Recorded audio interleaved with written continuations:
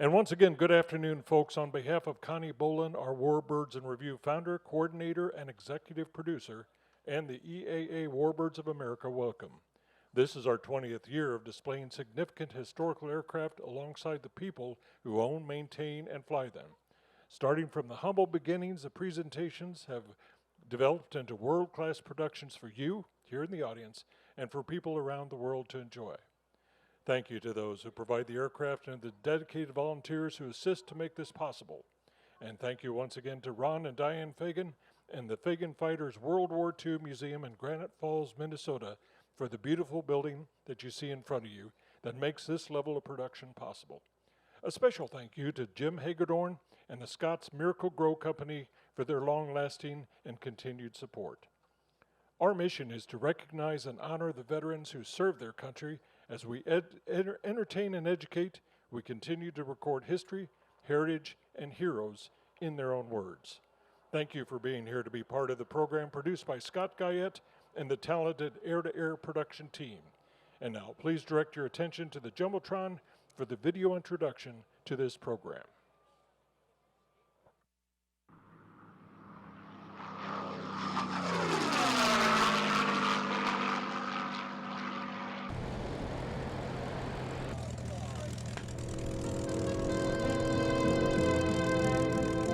Keep 'em flying, keep 'em in the sky, keep 'em flying, hitting hard and high, on every lip the fervent cry, keep 'em flying, Uncle Sam, keep 'em flying, every headline screams, keep 'em flying, Army fighting teams on 30,000 different beams. Keep 'em flying, Uncle Sam. The motto of the Warbirds of America is Keep 'em Flying. Most of the warbirds we see at air shows and other events are owned by private individuals or nonprofit organizations, not by governments, and it takes a lot of knowledge, skill, and effort, and hard cash to restore and fly these aircraft. We are deeply indebted to the determined individuals who take on that challenge.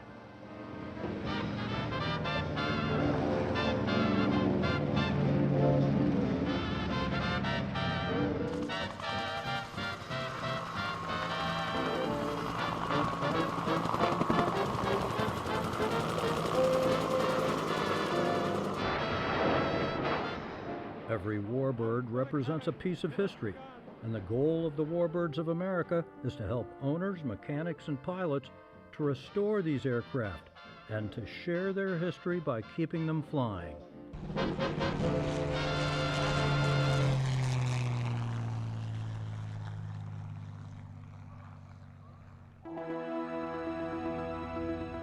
We are in awe of what they can do, and we're eternally grateful for what they have done. In reality, they are inanimate machines with neither souls nor personalities. Yet, something happens when they roar to life. Numerical designations on blueprints and spreadsheets somehow become Mustangs. Flying fortresses,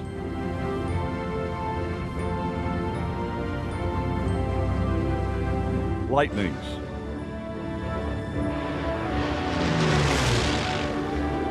Jugs,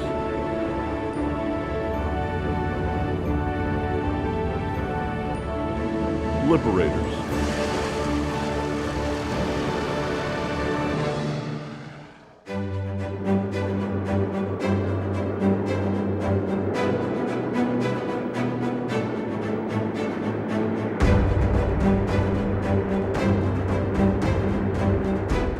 The idea for a club focused on warbirds was first tossed around at the Reno Air Races in 1964.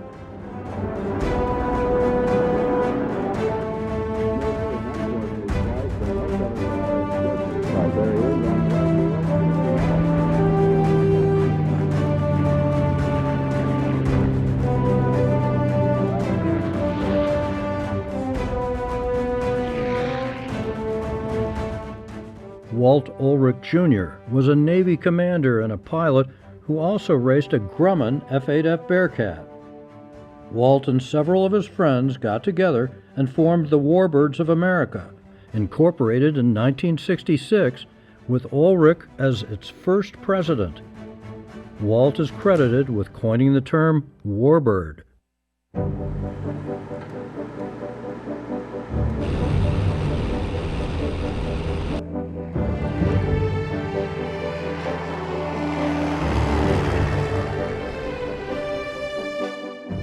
Walt Ulrich caught the aviation bug early in life. His father flew P-40 Warhawks in the Pacific War and B-25s after the war.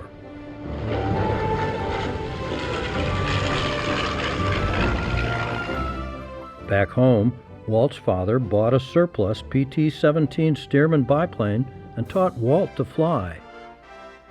The young Walt soloed the Stearman in 1946, the same day he joined the Navy's Aviation Midshipman Program. In the Navy, he served as a combat pilot, flight instructor, test pilot, and squadron commander, and flew many of the Navy's trainers and frontline combat aircraft.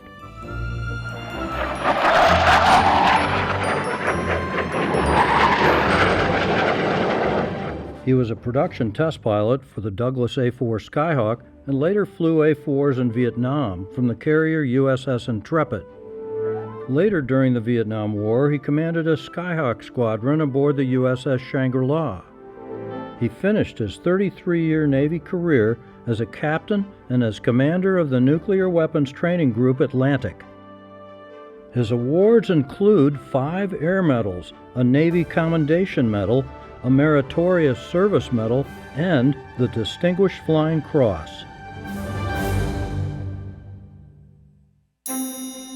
Every man needs a hobby, and while Walt was actively serving the Navy, he got his hands on a war surplus Bearcat and was one of 7 pilots to fly in the very first Reno air races in 1964. He raced that Bearcat until 1971 and served on the Reno Air Races Contest Committee for nearly 20 years.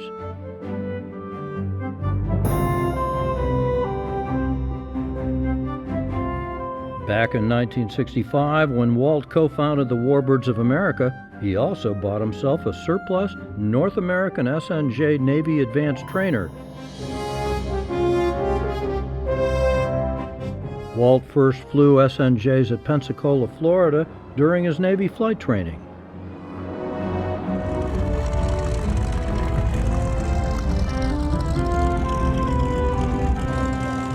(1967) was a notable year for Warbirds of America. In the beginning, membership in the club was limited to owners of World War II combat aircraft. Still, membership grew quickly thanks to the efforts of its founders. In 1967, the club expanded to include the SNJ and its Army Air Force's cousin, the T-6 Texan, and membership swelled. In 1967, the Warbirds of America became a division of EAA. And in 1967, Walt Ulrich got assigned to a combat tour in Vietnam, and Pete Bruscia, one of the Warbirds' regional presidents, stepped up to head the organization. In the years that followed, more aircraft types were surplus by the military, and more historic warbirds were recovered from all over the world and made flyable again.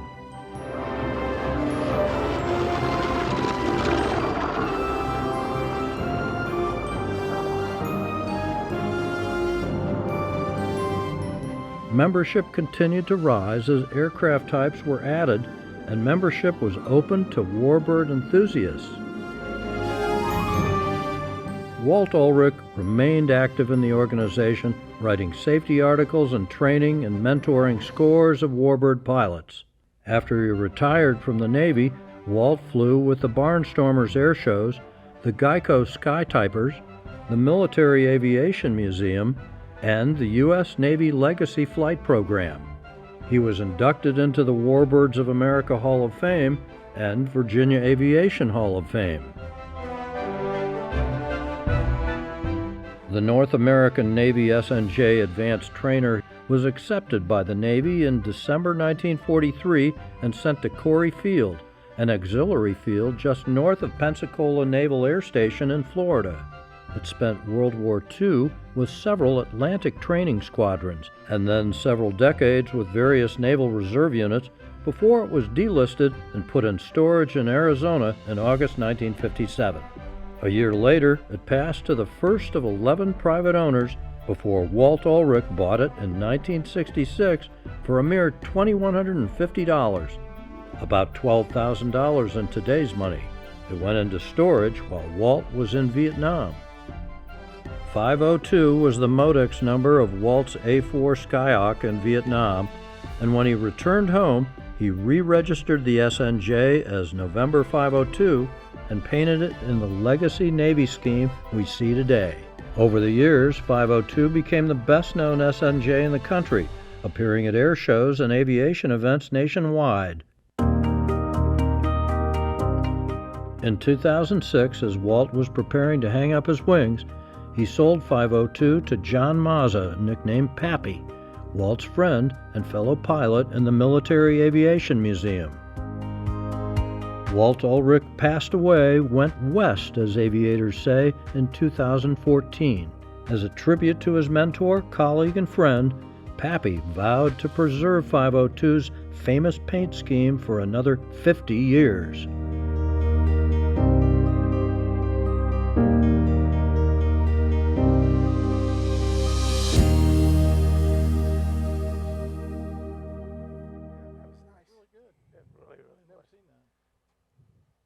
Good afternoon, folks. We're not on here. That was good. You got it? Yeah. You good? All right. Thank you. Good afternoon, folks. Welcome to Warbirds in Review for this afternoon. This is about Walt Ulrich and also about Warbirds of America. On our left here, to my left, is Pappy Mazza. He's the owner of 502 here, as you saw on here. He's a volunteer pilot for the Military Aviation Museum in Virginia Beach, Florida, Virginia. He has 5,000 hours. He flies numerous aircraft up there, but he primarily flies the Spitfire Mark 9. Is that correct? And he's here to talk about the founder of Warbirds of America, Walt Ulrich. Jack Harrington over here, he is an ex-president of the Warbirds of America. He's a aviation lawyer, a well-known musician. I'll be up there tonight, by the way. And he has owned numerous Warbirds over the years. First of all, let me ask you a question. You tell us a little bit about Walt. Walt Ulrich, I met him in the summer of '72, right before I was getting ready to leave to go to Officer Candidate School. And some reason or other, we just hit it off. We really did. You know, I told him what I was getting ready to do, and he gave me some fatherly advice. And then when I got back, I saw him more and more, and I was starting to do air shows and so forth. And so I'd see him at air shows. I was flying a pit special, doing aerobatics and aerobatic competition. And then, you know, Walt, he was influential with me with racing, because I raced the Formula and Formula Vs. Couldn't afford the Mustangs and Bearcats. They were a little bit out of my budget at the time. But he was one of the best pilots. No, he probably was the best pilot, he and my dad, that I ever flew with. His way of teaching was so smooth and easy. No hollering, no screaming, no trying to humiliate you or anything. It was totally professional, and his famous saying was, you know, you might want to try it like this. It'll probably work a lot better. And every time it did, trust me, it really did. I know I was working on a formation card, because back in the day, you didn't need formation cards. You just went up and flew formation. But then they came out with, they wanted all pilots to have a formation card, which was a good thing. And so I was getting a check ride with Walt to get my card. And I remember landing, our first landing, and I got the tail up. We're going down a runway, and I feel a throttle coming back. I said, Walt, is that you? He says, yeah, it might be a little bit easier if you try it this way. I said, okay, whatever. Because here I'm flying with Warbird 1, the founder of Warbirds of America. And everybody called him Warbird 1. And who was I to question what he would suggest? You know, he never told me what to do. He always made suggestions to do things. And I think that's what really made it so enjoyable flying with him. And he could do things with that SNJ that 99% of the pilots that fly these planes can't do. They truly cannot do it. He was a magician with it. I don't know how far you want me to keep going on Keep it. talking. We got lots of time. Okay. He was, we were up flying one day. I was in front, he was in the back, and we were just up flying. And he says, put it in a good bank. He said, let's start pulling. So I'm pulling. He said, pull it harder, pull it harder, pull it harder. And we all knew what was going to happen. She snapped and went over, and it took a good amount of altitude to recover. He says, try it like this. And so he took it, and he's pulling, snapped, went over. I don't know how he did it, but he ended up coming almost right back to where we were. And that's supposed to be impossible to do, but he did it. I says, do that again, Walt. How'd you do it? He said, oh, it's easy. Just follow through with me. Well, I've done it 1,000 times, and I still can't do it like he could. But that was just some of the things he could do. I mean, he could make that plane dance and do whatever he wanted with it. Well, now, he wrote a book also, right? He wrote the book called The Pilot Maker. He and Jeff Ethel wrote the book together, the whole history of the plane, the flying characteristics of it. And it is truly a must-read for anybody that's going to fly this airplane. Not this one. I'm not letting anybody fly this one, other than my son right there. He flies it all the time. By the way, this is Johnny Mazza. He is the son of. You sure he's your son? Yeah, I know he's a lot more handsome, a lot bigger, muscular. But he works out. He's also a volunteer pilot for the museum in Virginia Beach, and he's going to talk to us a little bit about the T6 as far as its ability as a trainer later on in the show here. Okay. So, you know, it was having a mentor like that. My dad flew L-4s in World War II, and my dad and I would fly, I can't tell you how much. It was almost like every day. We had a grass runway there at our home. After the war, my dad retired with a medical injury from World War II. He bought a little air coupe. He loved the air coupe. He went into Macy's department store in the 40s, late 40s, and there in the department store in New York City was an air coupe. And he just fell in love with it. It doesn't have rudder pedals or anything, so he ended up buying one, and that's what I learned to fly in, a little air coupe. And at 5 years old, I could start it, taxi it, take it off, land it, because it didn't have rudder pedals. I just needed a lot of cushions to sit on so I could see over the instrument panel. Had a That must have been something to be trained to use rudder pedals later on. Yeah, and the next step, rudder pedals, that was easy. Well, if you don't know how to use rudder pedals, you don't want to fly this airplane. Yeah, no. You've got to learn how to use your feet with planes like this. And it was a pleasure. You know, we talked earlier. We've got, you know, a lot of good T6 pilots out there. And the ones that are really good had mentors like Walt. You know, nowadays you can be an instructor pilot, go get your tailwheel endorsement, and you can fly a T6. And if you're an instructor pilot, you can instruct in it. And that's probably the most dangerous thing in the world, flying this airplane. This airplane, sometimes you will do 100 landings and it's like a cub. And then you do one landing and it slaps you because it knows you're getting a little too cocky. It's got to got you. You know, down at the museum one day, Obie O'Brien, who was actually Walt's best friend, Obie flew in the Navy as well. He was also a SNJ instructor at Pensacola. He's walking in one day, and he'd been up flying the SNJ. He flew the Corsair. We called him the Corsair guy because he had so much time, and he flew it in Korea and so forth. And I said, Obie, how was the flight? He said, she tried to kill me. I said, what? He said, yeah, she decided to depart off the runway. It was everything I could do to stop her. And I'm thinking, here's a guy with all these hours, went to Pensacola, trained students in Pensacola, flew Corsair, and he had a hard time with an SNJ. I don't stand a damn chance with this thing, you know. So anyway, so that's pretty much, you know, about Walt. I always called him a good Southern gentleman. I never heard him. Did you ever hear him raise his voice at all? No. Ever. And he was always smiling and happy. Of course, he could fly all the airplanes he wanted to, so I guess that would make you smile all the time as well. Well, bringing that up, tell us how you happened to acquire this particular airplane. Okay, back in 2005, I think it was, I got a call from a friend of mine. He says, have you ever thought about flying down at the Military Aviation Museum? And it's 90 miles from my home. Yeah. I said, I never even heard of it.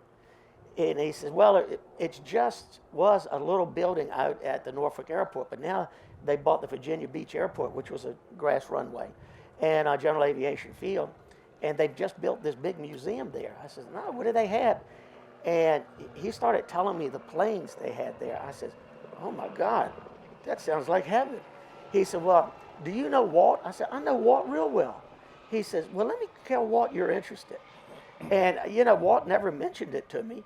And so I get a call from Walt, and he says, hey, Johnny, you interested in flying down here at the museum? I said, I'd love to fly down there. He said, well, why don't you come on down? We've got a little air show this weekend, and you can go around and take a look. So I did, and he invited me to a interview. It was he, Ray Scott, and Don Anklin, the chief pilot at the time. And my interview didn't go well, not at all. Don Ank asked me, he says, how much tailwheel time do you have? And I think I had, God, I don't know, a couple, 2,000 to 3,000 hours of tailwheel time. He says, and what? I says, pit specials. And I went through the whole list. He said, any T6 time? I says, yeah, I got about 18 hours that I was able to get while I was in college. He says, what'd you think of flying it? And I says, it was like a big Cub. Woo, that was the wrong thing to say right there. I had him look at me. He says, I don't think you've ever flown one. I said, I have. I'll have to disagree with you. So we ended the conversation, and I get a call a couple of days later from Ray Scott. He said, Johnny, Walt and I want you to fly here. You just need some more heavy tailwheel time. And I said, okay, then I want to fly there. I'm going to go buy a T6. And he says, what? I said, I'm going to go buy a T6. I don't care what it takes. So I'm at a pilot meeting, and I don't know if Rick's in here or not. You in here, Rick? Anywhere? Oh, there he is up the top of the bleachers, Rick Henshaw. We're at the meeting together, and I was telling him I was looking for a T6 or SNJ. And Rick says, I always wanted one of those. You want a partner? I said, love to have a partner. You know? And then another buddy who was standing next to him says, if you need a third one, I'll do it. And so we all agreed. We all put in the money, equal money, and we hadn't put the money in yet. So I'm going on looking for him. And I called Walt, and I says, Walt, you know anybody's got one for sale? He says, no, I really don't. So I looked for about a month, went to Florida and looked at one, went all over it. And out of the blue, Walt calls me. He says, Johnny, you still looking for a T6 or SNJ? I says, yeah. He says, want to buy mine? I went, yeah, we'll buy it. It's sold. He says, you don't even know what I want for it. I said, I don't care.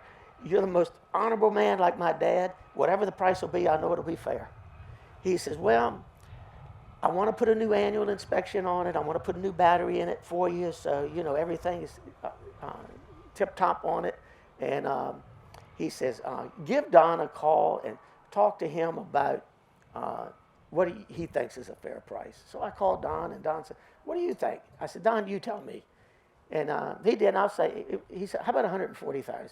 I said, sold. I told Walt a couple of weeks ago it was sold. We'll buy it.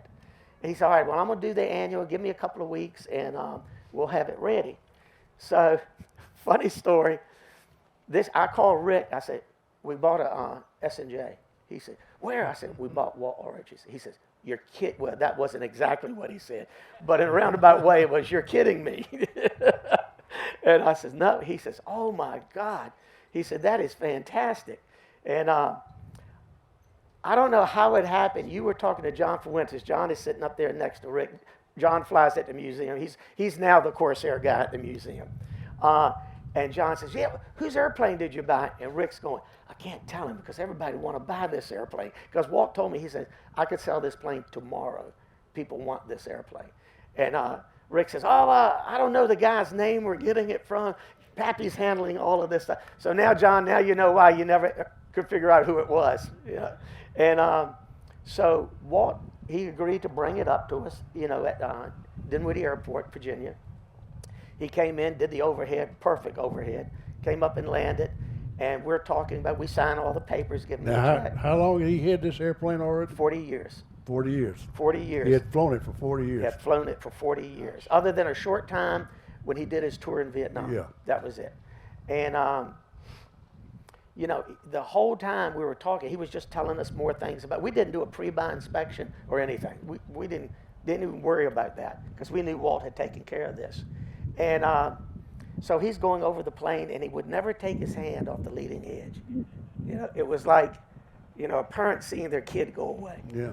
And I don't know, I think Rick and I both said it to him. Says, Walt, we're going to put you on the insurance.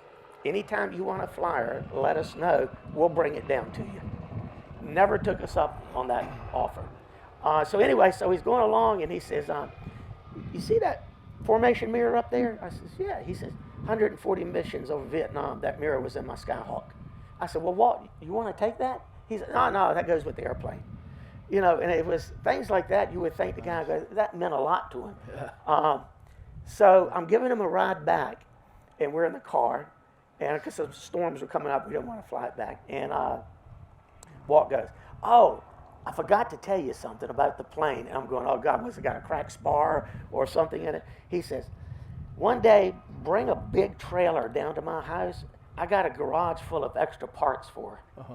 We filled up a 20-foot cargo trailer of S&J parts. You name it, spinners, parts that you could never find again, where he would just collect them and collect them and collect them. Over the years. So we're there, so we get it loading up. Rick was with me. We also took Paul Galani. Paul flew A-7s in Vietnam, and Paul was shot down in, I believe it was 65, and he was POW for almost 7 years, and he went with us. And he and Walt had known each other through the Navy. So we're sitting in the Oceana Oak. First of all, we're pulling into the parking lot, and the signs say 06 or higher for parking, which, the Air Force 06, a bird colonel, the Navy, it's a captain. And Walt's going by all these parking places, and I'm saying, Walt, you can park here. He says, no, I'm retired. This is for the active duty guys. I said, it doesn't say active duty. He said, nah, we'll park over here with the civilians. And I mean, that was the character of the guy, that he always wanted to take care of people. So we're sitting in there eating lunch, and he's eating and he's talking. And out of the blue, he sits up and goes, and let me tell you boys something right now. You ever lose an engine in this airplane and you got to put it in the field, don't you dare land it with the gear down. You belly land it. It was made to do that. Now, the other day I was looking at this other plane and just kept going, and that was it, right? So we're walking out, and up on the wall, there's a big portrait up there of a Skyhawk all shot up, and another Skyhawk on its wing. And Cooler, that's Rick's call sign, Cooler said, Walt, do you know anything about that? Walt goes, yeah, I took a picture of it. That's me and the other Skyhawk. He says, and I told the young guy, it was a young ensign, I believe, he said, we're going to fly her back to the boat, but we're not going to land it. We're going to punch out. And they flew back, the kid punched out, and everything was fine over it. But Walt had all types of stories like that, but they would just pop up out of nowhere. Well, getting back to his naval career, now they covered it a little bit on the video there, but elaborate on a little bit on his naval career. Well, first of all, you got to think about this. Walt at 16 soloed a steerman. That's what cadet solo, pilot training back then, was a steerman. So at 16, he was already flying what the entry cadets would be flying in the military. So Walt went through Pensacola. He ended up flying Banshees, and a lot of people don't know this story. They had lost, 8 or 10 pilots, and they couldn't figure out why the airplanes were coming apart in the air. And Walt was flying it, and he was up high 20s, thousands of feet, and the right wing blew off of the plane. and I'll come to it in a minute what they figured out was wrong, but he tries to punch out and the canopy won't blow. Oh my God. And the plane is literally tumbling end over end. And so I don't know how he thought about this. He went to open the canopy with the manual opening, the hydraulic opening, and the canopy opened. And now he punched out. And when he punched out, they were going so fast. I mean, it broke him up pretty bad. He landed in the water, inflated his life raft. He said it took him forever because his arms were banged up. I think he even had a broken arm. He had done something to his lungs, had partial brain damage from the catastrophic, ejection that he was going on.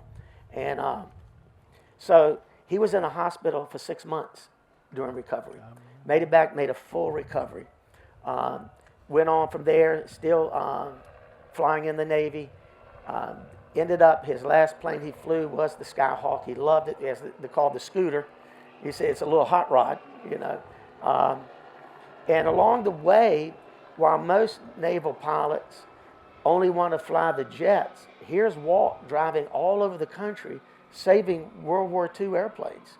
I mean, he saved Bearcats and Corsairs, and it's a list of these planes that are now in museums around the country that are flying again because of him.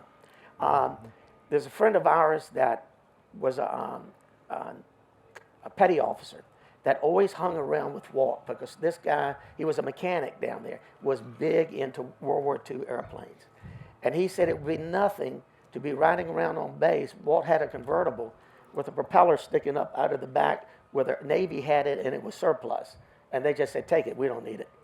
And he would just get all these parts for these things and kept collecting them and building planes. And I mean, his whole life was dedicated to aviation. Well, now, did he, when he went to Reno for that first race, was he in the Navy then? Oh, yeah.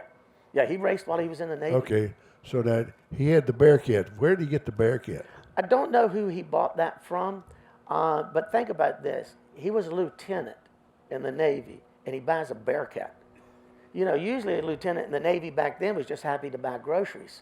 And here he goes out, and, of course, they weren't very much. I have a 1964 Trade-A-Plane magazine, and Mustangs were going for $500 in the crate, brand new. Tri-Pacers were going for $4,000. So you could get a P-51 for $500, but a Tri-Pacer or a little air coupe was $4,000. So it was, things have kind of flipped now. But yeah, even then, he still stayed into flying piston engine, and he raced that Bearcat. He raced this in, I think it was 67 or 68, qualified at 171 miles an hour, and which is really rolling. That's a lot, yeah. For that plane. And he always told me, he says, you're going to fly this plane, and you're going to find that most T6s have to have a little bit more power to keep up with you. And we experienced that coming up here. We went up to 10.5, and my son goes, Dad, I don't have more throttle left. I'm wide open. And so I said, well, I'll back off some. So I backed off of it. But they did something about the wing. I don't know how, the angle or what. And he says, you're always going to be faster in this airplane. And it was. I don't know. He never would tell me what he did. I don't know whether it was not legal or what, but he did it. But yeah, he continued to fly. This was actually, it didn't have a race number. So they always called it race number 50 because of the 502. Mm-hmm. And so that's what it was always, because he did not want to pay a race number on it. And he raced it a number of times. Well, that's, speaking of 502, why is it 502? It was 502. You probably didn't catch it, but in the video, when he was standing, you caught it. Okay. You saw when he was in his Skyhawk, the number on his Skyhawk was 502. So when he came back, he wanted that same number on his S&J. And so he filed for that number and got it. And so that's why we're 502. All right. Jack, give us a little history of the Warbirds of America. It's interesting how what we see today came together, and it all started back in those days with Walt. He had called it Warbirds of America, organization based in California. And back then he was flying, relative to the Warbirds of America activities, a P-51 Mustang. In fact, P-51 Mustang was the choice of the Warbirds of America. Years and years ago, one of our original directors, John Baugh, a lot of you know, yeah, we got a lot of friends out there for John. Our briefing building, of course, named after John. John showed up his first year here in a Stearman, and he comes taxiing down. Of course, this was long ago, and comes taxiing down in this Stearman, and they basically told him to go away, to take that down to Antique and Classic, and come back when he had a P-51 Mustang. Well, if you know John Baugh, guess what? The next year, John Baugh was back in a P-51 Mustang, and of course, Miss Coronado, I think, was John's airplane, if I'm not mistaken. So, but back in the '60s, Walt got in touch with Jerry Walburn.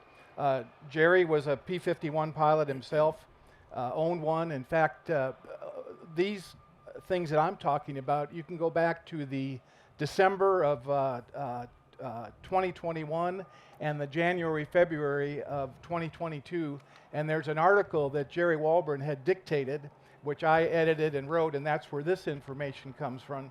So you can go back in the magazine and you can read a little bit more detail there, and we've put these on our website as well. As I said, Jerry was an exec with GM in the Buick division. If you think back years and years ago when we all drove Buicks here, that was because of Jerry Walburn. He was able to make that happen for us. So Jerry was involved with Warbirds of America here in the Midwest, and he was bringing a good number of P-51 Mustangs to Rockford, which is where this event was in years past, of course. Paul really wanted, of course, Paul was a member of the Guard, he really wanted to get Warbirds involved in EAA.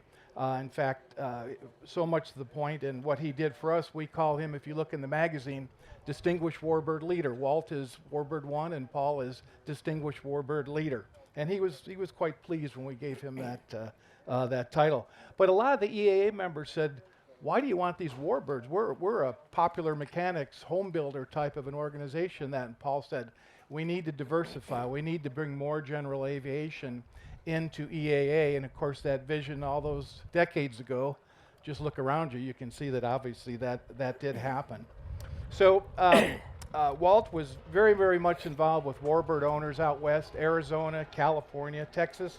He brought a large group of those P-51 drivers to Rockford. Jerry brought the Midwest contingency, and all of a sudden there was a nucleus out there of people getting to be a pretty good sized group.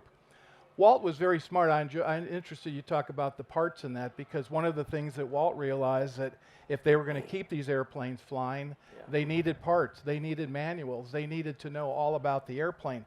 They needed to make sure that the people flying them could fly them safely, had the proper manuals and training.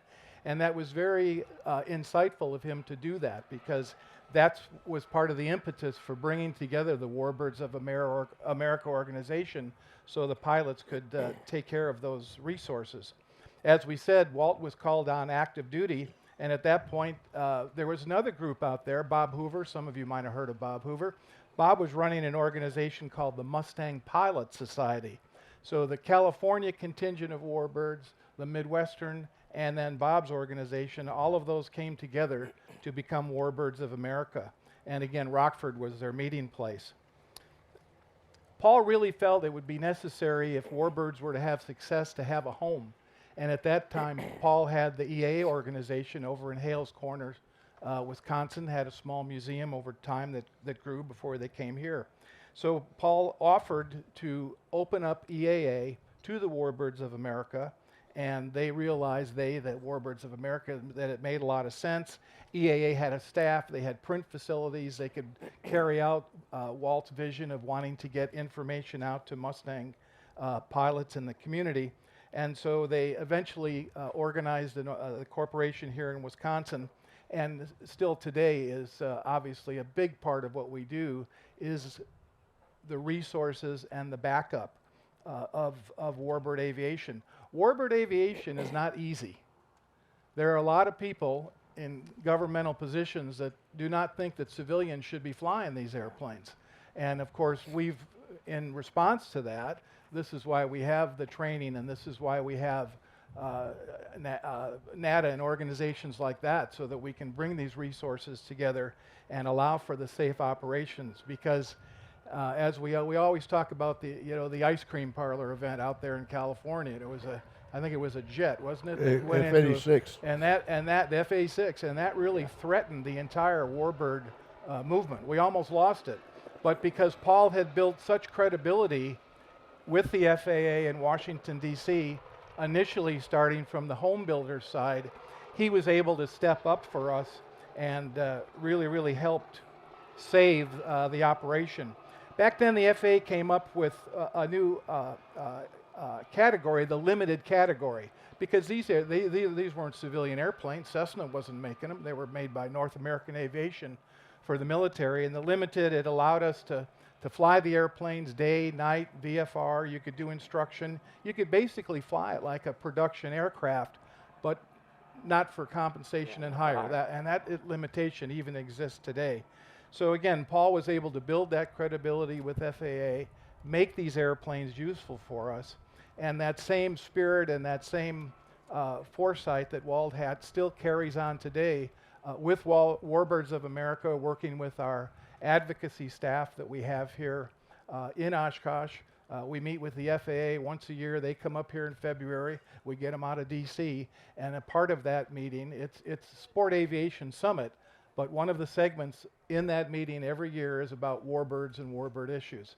So it's great that Walt and Jerry and Paul and Bob Hoover and some of the other individuals who were mentioned in the film had the sense and the presence to think ahead, and we carry that forward to this day.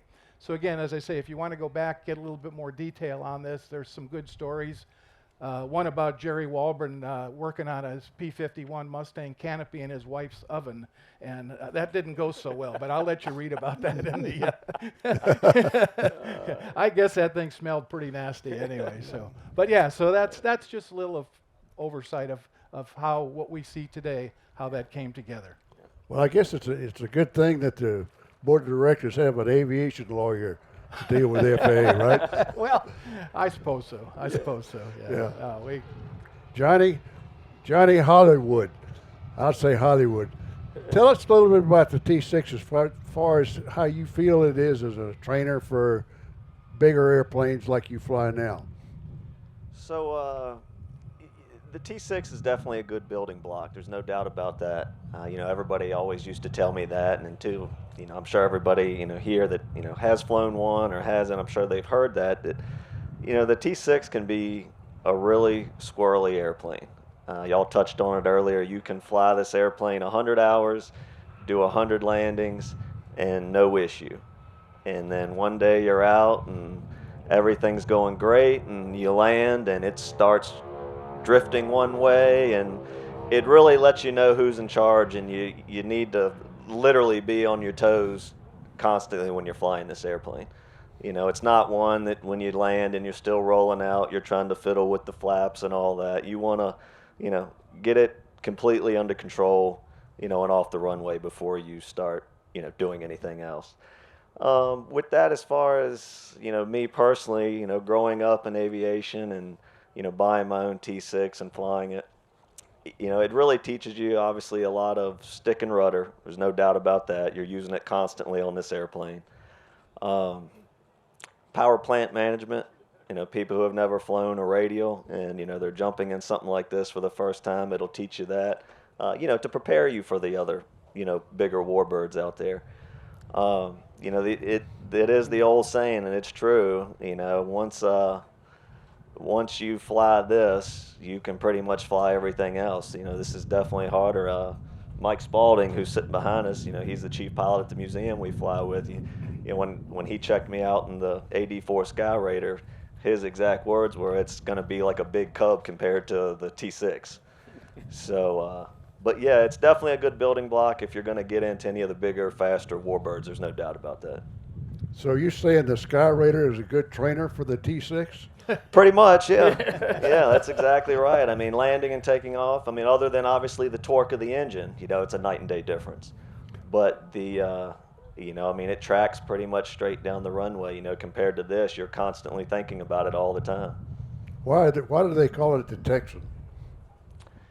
So we were just discussing this earlier, and that's new to me too. I never knew that. So basically, some were obviously where they were built, and also because of the gentlemen that were involved in the development of it were from Texas. Do you have anything you'd like to add? No, that was pretty much. He did a good job. No, how about that? How about anything else? No, yeah, Johnny hit on it. It's a plane that, you know, it will teach you everything you basically need to move up to any of these airplanes over here. It really will. It's amazing. And I've often heard that the Mustang's a good trainer for the T6. Yeah. You know, I've heard that, I don't know from how many people. And, Yeah. Connie Edwards Mike, said our that. chief pilot there, he flies them all, everything from Mosquito to 109s and all. And I've heard him say that, you know, on it. And so, yeah, we're very fortunate. How about you, Jack? One of the things that I learned that when I first started coming out here in the 70s, I saw what I thought was a T6.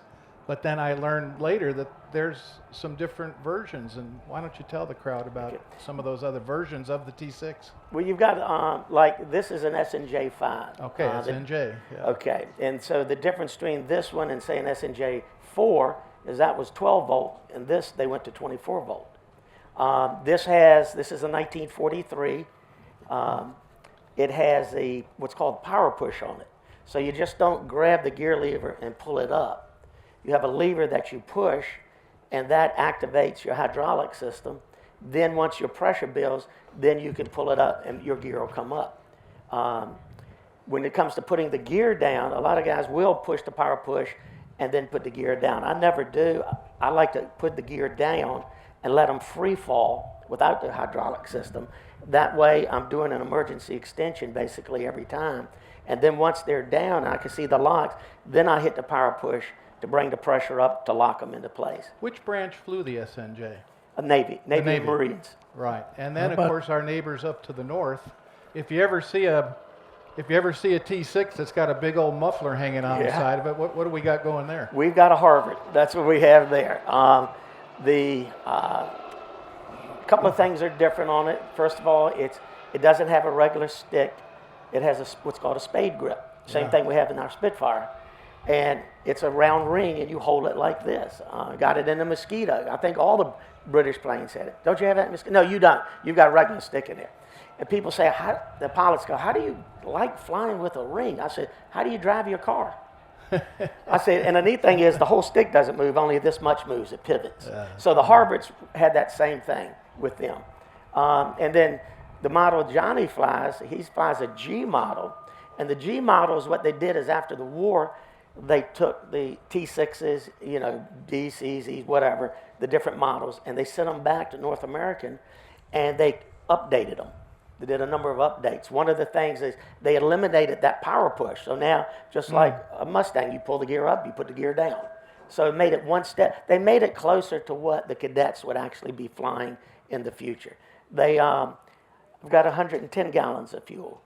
G model's got 140 gallons, and that is really nice. Because I made Made a that. big difference coming up here. Yeah, we had to do an extra stop because of me. Yeah. Well, and the Harvard was heated, correct? It had a heated cockpit, as I recall. Well, we do too. Do you? Yeah, as yeah. well? You Oh, got okay. you I got didn't two realize little. Yeah, it heats your feet. Yeah, your foot Yeah. Your stays feet really burn warm. up and the top freezes to Yeah. death. And you look at that beautiful blue flame coming out of the. Oh, yeah. If I could At just get night- some of that heat inside here, right? At night, you look at that and you see it and say, God, am I on fire? You know, it's a big flame coming out.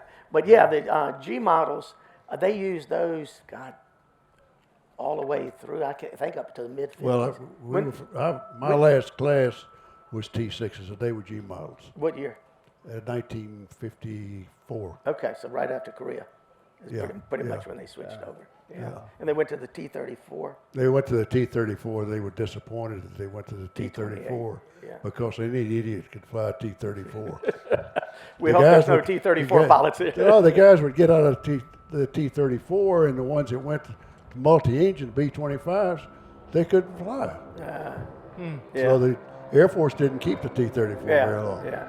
But that's another story. Yeah. Anyway. That's So right. those are the main differences in the planes. You know, I wouldn't. Oh, one other thing I got to say about Walt and this airplane. One of the agreements he made with me, he says, I'm counting on you to keep your word. I says, what is it? He says, you will never sell this airplane. Oh. He said, I don't want anybody else getting this thing. I don't want it to be junked up. I know you and your boys will take care of it, but don't you ever sell it.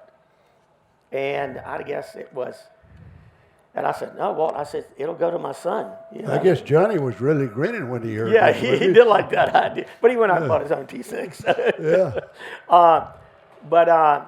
And then it was, I don't know, Rick, 6, 7 years later after we bought it, Rick was trying to work on his formation card, and I'm always flying the plane, and he needed a plane to fly, and we had a great partnership. Our partnership was this: we will never lose our friendship over an airplane, and we never did.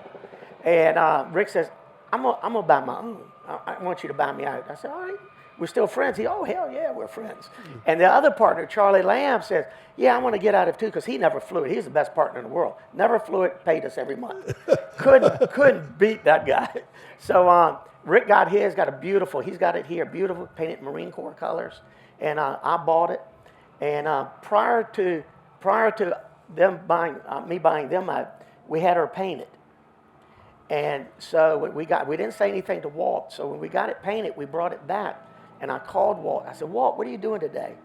He says, I'm thinking of going to a museum. I said, great, I'm out here. I want you to see 502. I just got it painted. And you could hear silence, like, what? I says, come on out, you'll love this new paint scheme. So when we were getting it painted, the guy says, you want me to Bondo any dents? I said, nope, you don't touch it. You paint it identical, not even an eighth of an inch off, identical. The dents were in here when it came, they stay in here. So I literally had a blindfold on Walt, walking him out to the plane. I said, all right, take it off. And he took it off. His eyes actually watered. He says, you kept Peaches. He always called it Peaches. An original paint job, he had Peaches on it way back. And I said, yeah, Walt, do you think we would change it? You would kill us if we changed that paint scheme. Now, he did get mad at us one time, not really mad. He came out. I said, Walt, look, we put red disc brakes on it. He said, why? I gave you like 20 sets of brake shoes, but they were from 1943. They were all dry rotted, no good anymore, so we certainly couldn't use those. Right. But yeah, he was really thrilled with us keeping it, you know, and that would be a dishonor to Walt and to that airplane had we ever changed the color of it. Because y'all saw in the videos, that's going way back to the 60s. Yeah. It looks identical to how it does right now. Except it's shiny. Yeah, except it's shiny. We did have a clear coat put on it. We wanted it to look new, you know, as long as possible. You know, so. Well, thanks for doing that, and I know Walt. Oh God, yeah. He'd be so happy to see this. He's watching today. right now. He's watching. Yeah, he told me you better not screw this up. There you go. No, he was a real gentleman. In 2014, Walt passed away. Walt went west, and they had him cremated. So it took about a month, and we went out and we did the missing man, and I was flying S3 in 502. Cooler was in the back seat because he had been a partner in it. And my son, you were flying, I think, 2 or 4. And Jackie Dankos was flying, I think, Will Loving's airplane at the time. And Chappie, he was up as a photo shoot, and they did photos and so forth. But you did the pull, right? I did the pull. Well, in that video, it doesn't show you doing the pull. Yeah. That video shows you being the lead. That might have been when we did a lead change up there. Yeah. Yeah. But I did the pull, and as I pulled, I turned smoke on. Okay. Yeah. Yeah. That may not have been the actual funeral. Well, but anyway, I noticed it. But you didn't do the pull. Yeah, we had to do the pull with this. Right. And a funny story, we're going out to the hold for the flyover, the missing man, and the wind was beating us. I mean, we were all over the place, and I'm going, what the hell? I can't keep this thing on station. And I said, this wind. And Cooler goes, it's not the wind, it's Walt screwing with you. And I swear, did it not like just calm right down after he said that? Walt said, okay, they know I'm doing this. Good. So anyway. Well, I want to thank all of you folks for coming with us today. Thank you very much. And good luck with 502. I appreciate y'all having us too. I know Walt does. You sure it's not for sale, huh? Never. Never. I'm dead serious. If you offered me $1 million, I would not take it. I would not take it. They're good. People go, yeah, you would. No, I would not. Yeah. Would not. Could never replace that. So, Do you have any questions for anybody? anyway. Okay, well, thanks a lot. We really appreciate you showing up. Thank you Thank very you. much. Thanks. Remember, we're here for the rest of the week at 10 o'clock and at 1 o'clock. All right. For the schedule, you can see it on the board.